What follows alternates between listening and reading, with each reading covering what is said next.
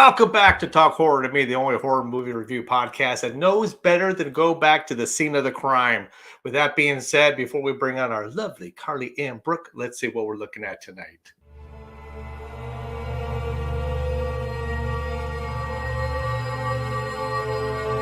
Tonight we review Aliens.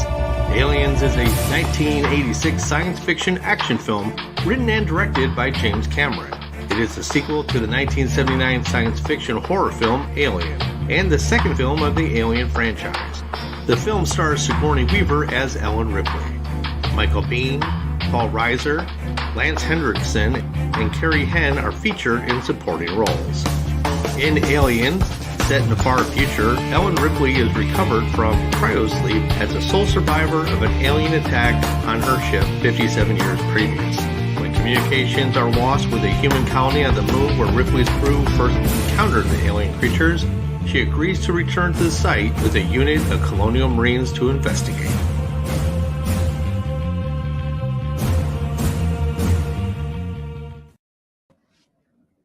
So, hey everybody, Hello. Welcome back.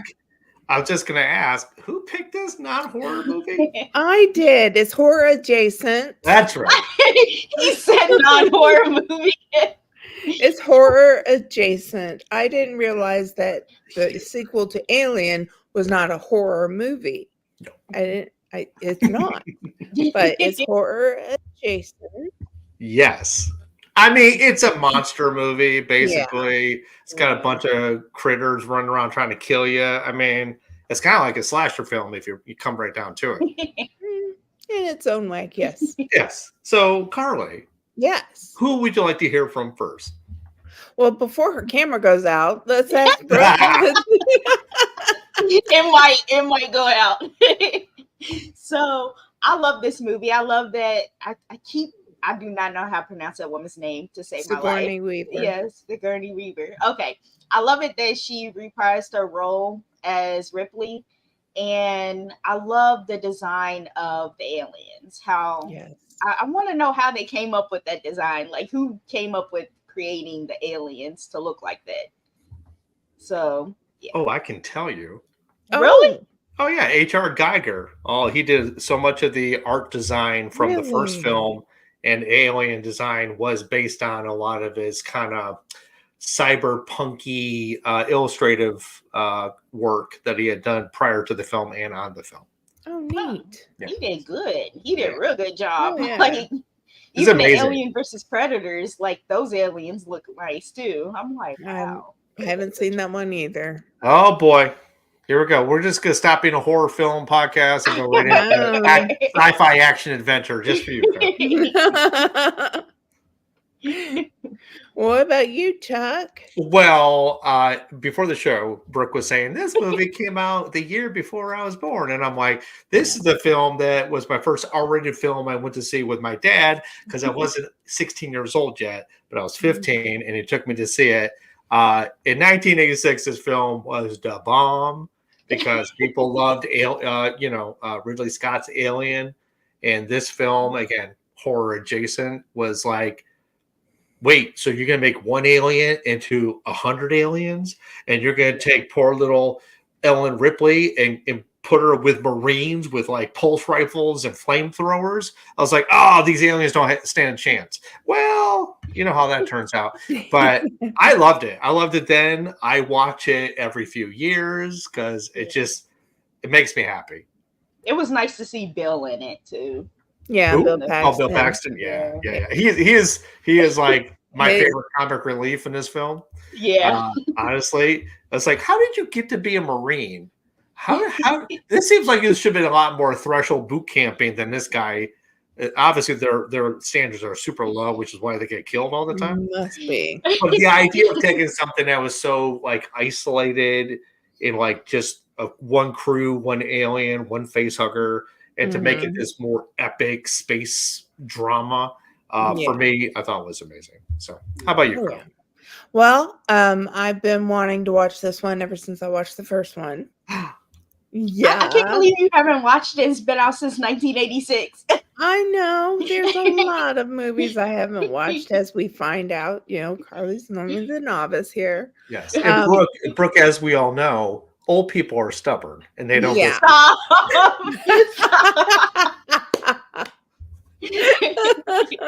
I'm set in my way. Yeah, you and your new fangled horror movies. And I feel like it really is horror adjacent with the monsters, and they did so well with it. Bill Paxton was so easy to dislike. It was fantastic. And you see a young Paul Reiser, and you see I don't remember his name, but he played in Terminator. Michael Biehn. Okay, he played in Terminator, which makes sense because James Cameron turned around and did this. Well, also James Cameron had Bill Paxton in Terminator. Yeah, right. He was. Yeah. He was. I mean, he lost his leather jacket, but he was in it. He just brought them all. He brought them all. And there was a lot of one-liners in this one. I loved it. I had a lot of fun watching it. I had a lot of, my poor vape and me were just like, oh my God. When the aliens are falling through the ceiling, I was like, holy shit. They're never going to get out there. And I was kind of right. Mostly. Mostly they come at night. Mostly. Now there is some irony to this film because there's an extended cut of this film that I don't know if either of you saw, but there was in the scene that was removed or not, put it until extended, was a bunch of like auto cannons. Like they had these like pulse cannons that had like 300 rounds and they were just kind of motion activated.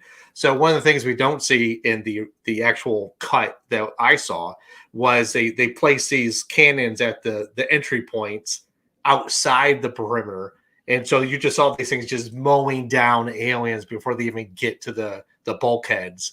And I kind of wish that my version had that because I saw it one time, but it just is also inferred in that version that the aliens sacrificed themselves by being mowed down by those autocannons, so that their acid blood could basically go right through the bulkhead, so they could get through the ones behind them. So, like, there's one thing about them getting into the compound after they did all that work to seal it up.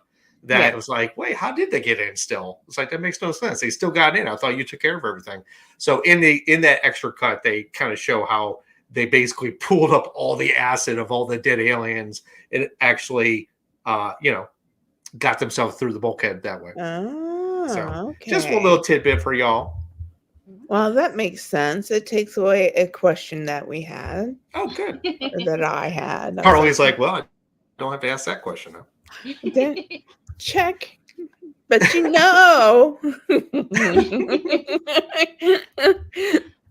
I'm stubborn and I might ask it anyway. Just let everybody know, Brooke was basically telling us how we're all old and stubborn. The young buck that Brooke is, a decade and a half behind us. So let that be known that Brooke, anything you say is fair game for Eric. Did you also, speaking of fair game, did you also know that James Cameron and his crew on this film did not get along?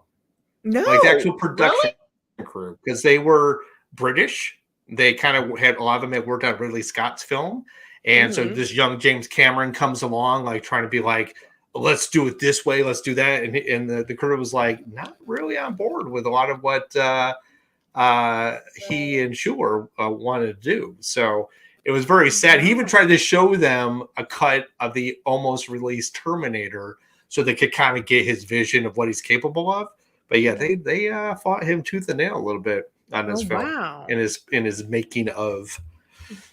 So I thought that was pretty cool. And he still put out a hell of a show. Yes, it was a hell of a movie. I had a lot of fun.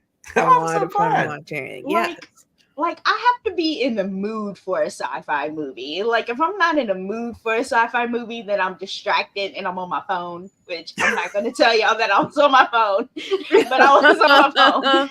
But I was watching it, but I was on my phone most of the time. But I have to like be in the mood for a sci-fi movie. But it wasn't terrible. It wasn't. So Brooke has gone from loving this film to it wasn't terrible. Okay. It wasn't terrible. It wasn't terrible. So speaking of not terrible, I guess we should like go into what our favorites or most not terrible parts are. So Carly, tell us your favorite moment, your favorite kill. Just what went on for you? Well, there were several. One I'm saving because I'm hoping I get to use it for my rating. But but when they were just falling through the ceiling and everybody was dying and it was just fantastic. It was so good. You scare me, Carly. You really do. I remember when you were so young and innocent. And you're like, I love it when they all got killed. As long as there's no animals getting killed. Right. That's because no, don't touch the animals. Never, never, never. How about you, Brooke? What was your favorite? Okay, my favorite scene was when at the beginning when they was first getting to know each other and stuff, and they was making all the jokes and comments and stuff, and then when they was playing the knife game. I like that part, but that was my favorite part. So you like when them around the table, just like just being all like okay. I think everything from like when they came out of cryo sleep, when they're like kind of like making fun of each other, asking if she had ever been mistaken for a man. And he asked, have you? And so it really gave you that sense of camaraderie and just kind of like of these Marines. And the fact that they didn't like the lieutenant, nor did they like Ripley, because they were both too good to sit with the grunts, at the table. So, but it was fun that Bill Paxton got his hand under the hand. Come on, Bishop. Come on. It's not funny, man. I love to say that for me, my favorite parts, I mean, Paul Reiser, he got what he got. Yes. I liked Bishop. I like Lance Henriksen in here because it is so different than the model from the first film. And we find out later on that Lance Henriksen is actually the founder of the Weyland Industries. He is that face is the founder of that company. So Weyland Industries is Lance Henriksen. So I thought it was cool that we find out in other films that he's actually what he was designed as. I love Ripley. I didn't love her hair so much for some reason. Like when we first see her, I'm like, dude, you need to get that haircut recut or something. When you first see him, I'm like, dude, I don't know. It was just like going in all sorts of ways. But then once you finally got her shit together, look right with her face, and until she had it cut. Yeah, there was something about it. It was just like not working for me. And I know that's a really weird thing to say, but like as the film goes on, it actually like, oh, her hair is getting better. Okay, great. But I love the idea of Colonial Marines. I love the idea of like force against force. And still they're so underprepared for what's going to happen to them. I mean, the fact that they were so stupid is like, hey, let's use pulse rifles underneath basically a nuclear reactor. That'll work for all of us. So the only thing that I was unfortunate, it is a little bit dated with the effects, not the puppet xenomorph effects, but the like the like the plane effects or ship effects coming through. Like you can see that was on the screen and kind of just placed in. So some of those effects didn't like hold up, but I think the alien effects and the facehugger effects were just stellar and still up to this day. Oh yeah. And there were puppets, right? There were people in suits, and they had puppeteers doing like the tails and the whipping things around. Fantastic. Because in the first film, there was a one shot where like, oh, that's a guy in a suit, and there are still guys in the suits, but I think they did a much better job with the integration with the movement, especially when they're coming out of the ceiling, sub-level 3 and just kind of uncoiling. I thought they did a good job of making them move a little more alien-like versus like just kind of plodding along. That queen, man, she's evil little bitch, isn't she? But there's still a lot of points, and hopefully they resolve some of it in Alien Romulus coming out. because Okay. Alien Romulus takes place between Alien and Aliens. Oh. So while okay. Ripley is asleep, Romulus happens. So I want to know where the Queen came from. Was the Queen always there from the derelict wreckage, where they were the first film they found all the eggs? Was there a Queen on board that we never saw? So I would love to know like where the Queen actually came from. Yeah. Yeah. That's just me. I'm a completist. That's just me. I want to know what's up. That's all. Maybe you'll find out in Romulus. When does that come out? I think it may be out this month. Already? Actually, it may be. Yeah, it's So which Ripley's means, not going to be in that one. Oh no, Ripley was in cryosleep at this point in the narrative. Oh. Oh, it'll be okay. Oh, okay. You got to remember the company did send the terraformers to that moon before they even knew that there were supposedly aliens there. Yeah. So they didn't believe Ripley that there was aliens on there before, did they? I don't, it's hard to say because Paul Reiser's characters acts like, well, I sent them out to investigate, but if I would have told everybody, then there would be no cut for anybody, and we'd all like not make money on this deal. So I don't think that the company believed Ripley, but I think Paul Reiser did, and Burke, right? I think it was his name, Burke. And I think that he believed her. And then when he lost contact with the colony, or like, hey, why don't you go investigate this thing? And so I can see how maybe you die, and then I can make some money off you by sending in the Marines. So when he set Ripley and Newt up with those face huggers, I was like, he needs to get his. Tell you what, I was so happy when he did. It was fantastic. Did what? What did he do? I wish I would have seen more of what happened to Bert. I know that. I think we deserve that. I don't want to see it off camera. I want to see it. I want to see him get off camera. I want to see the mouth come out of the mouth. Yeah. All right. So, before we go forward, pros, cons. Carly, give me one pro, one con. One pro. The xenomorphs were fantastic. They just were. The aliens, they just were fantastic. And the con, well, like when you can tell that, like you were saying, the ship is on a screen and not really. They could have done better, but it was 1986. So, I mean, even Star Wars has been dated somewhat. Yeah, so. Although Star Wars has been remastered as well. So, yeah. So he tried to get rid of all those flaws he could, that George Lucas. How about you, bro? Okay, my pro is that I still like the design of the aliens. Like, that's still my main thing. I like how they designed them for 1986. That looks nice. So he did a good job with that. My con would be, hold on, I wrote it down. Look at you being proactive.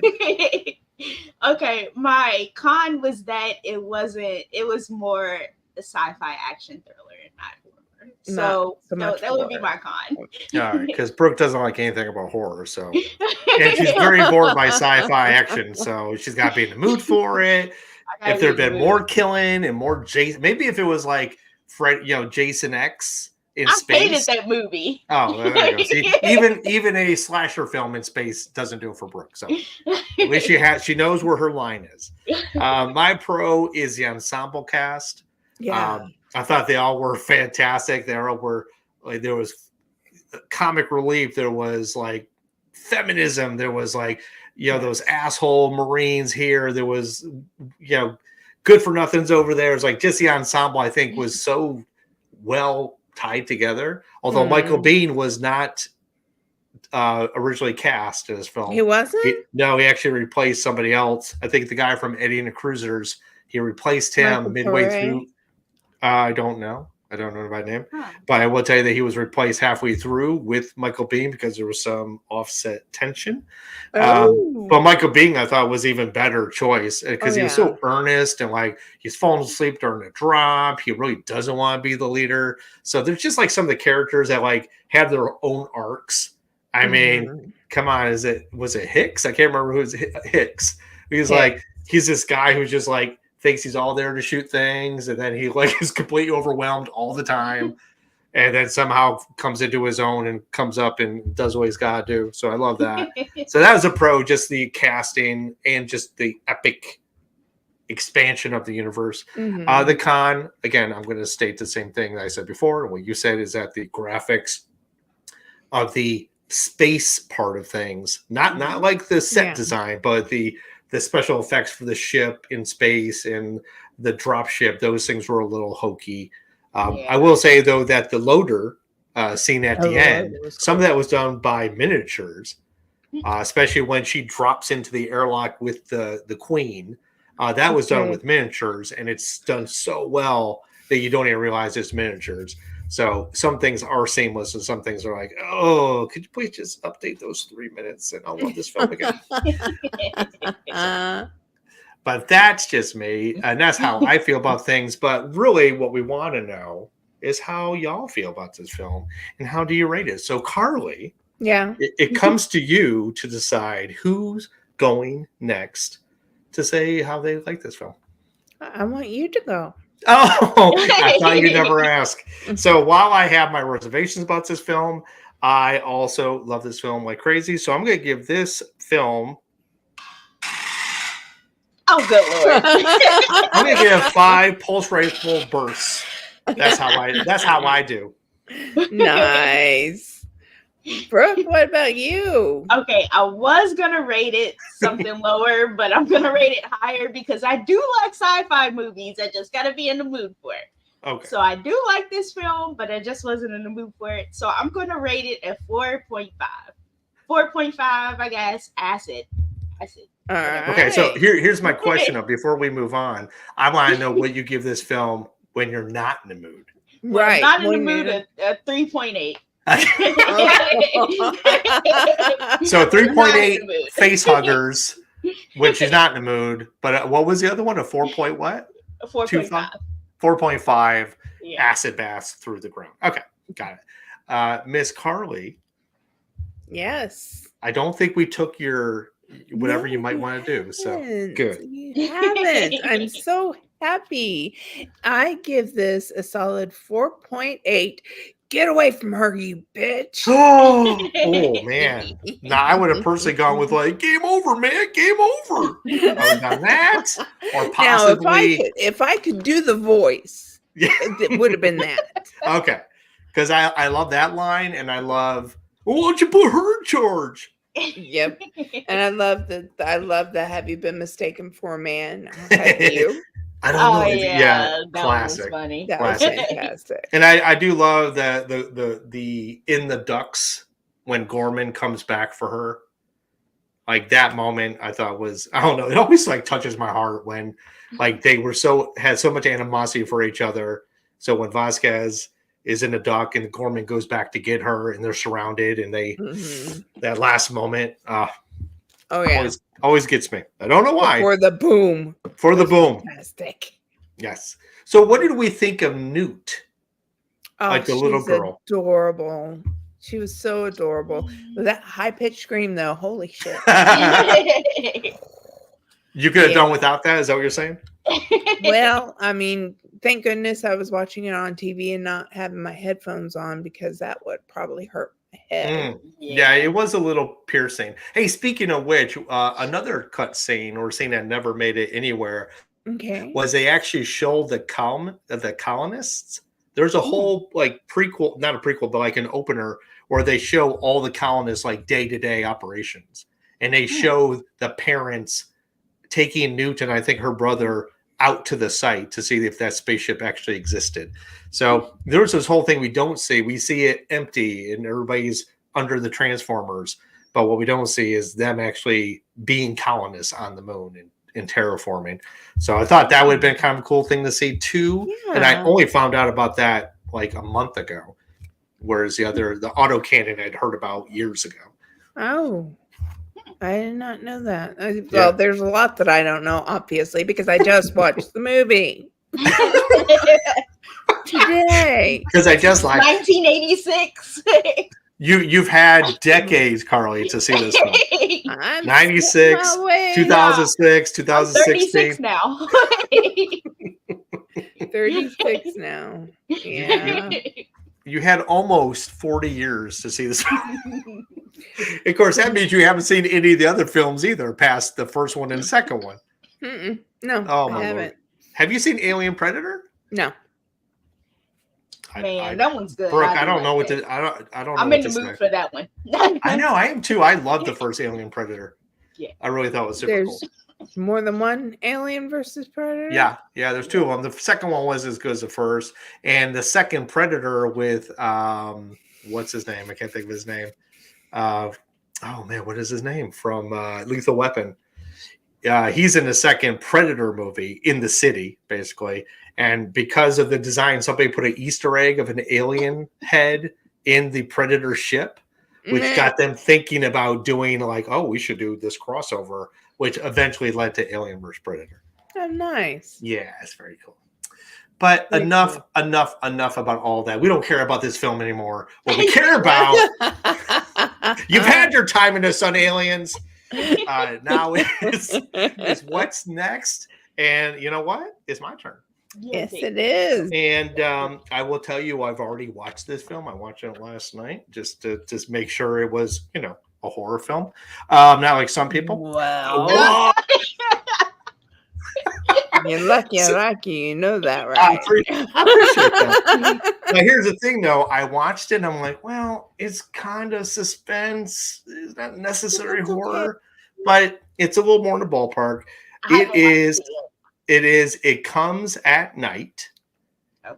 It is a post-apocalyptic, but we don't really see much about that. A family in the woods trying to survive, and things go sideways for them and others. It better be good. Listen. You can give it whatever rating you want once you see it. It is on HBO Max. It just got there, so I hope you do like it. It is slow burn. For Brooke, it's going to be a little bit boring. I'm sorry, but it's. I thought it was good. Be worth it, isn't it? I liked it. It's. Okay. I did have to go to Wiki afterwards to be like, "Does that happen the way I thought it happened?" So, but I think it is. I think all told, it's pretty solid. And as long as you give yourself over to the film and not be like, "Why did that happen? That makes no sense," then you'd be okay. We'll just check Wiki after. Yeah, just check Wiki. Or just say, hey, Chuck, I don't understand what happened in this film. As I'm watching it, I'll be like, oh, it was this. I mean, I have my theory, and we could talk about that next week, that I think the most logical theory of what happened. And now that I've kind of sat on it for a day. But yeah, I liked it. I thought it was, I do love dystopian. I love, apocalyptic. Again, it's not like the world blowing up around you, but it's more virus. Like we're all trying to stay safe from a virus type of thing. So it's very small. It's very isolated. It's very The Shining, like just this family in crisis. I haven't seen Shining either. We will put it on our list. We will put that on our list of things to do for Carly because we know that she's seen Dr. Sleep. Yes, I have. But not The Shining. So. And I think since Shelley Duvall just passed away, we should make sure Carly actually sees the film sometime this decade. Yes, I may switch my film to that one. Well, we got to see where it is. I'll buy it. She'll buy it and let Carly see it. It's all good. All right. Well, ladies, thank you again for another amazing, lovely time together. Love you. I'm glad we could tease each other about how old we are. And how we have to be in the mood for things. But, it's all good. So with that, Carly, adios. Love you. Oops. Okay. There you go. Bye. And then Brooke, get that computer fixed, girl. Just saying. Get that camera fixed. All right. With that said, thank you so much for joining us again for another Sunday. We love being here with you. We love watching our horror movies or horror adjacent movies. And with that said, we're always here to scare you later.